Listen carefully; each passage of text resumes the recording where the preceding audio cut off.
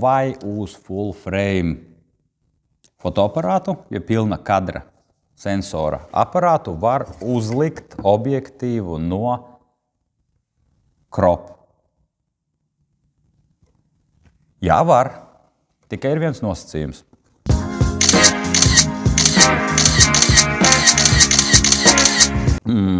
Šis ir R aparāts, tātad jau bez spoguļu kanons.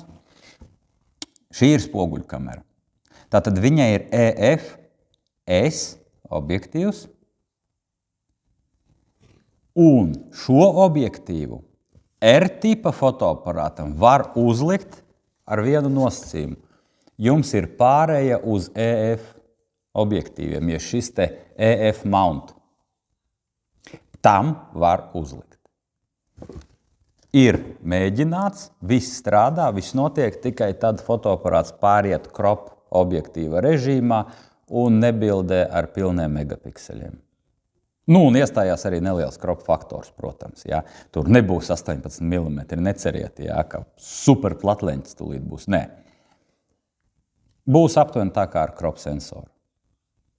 Būs nokropots un mazāki megapikseļi. Bet lietot var, jā, mēģināju, viss strādā.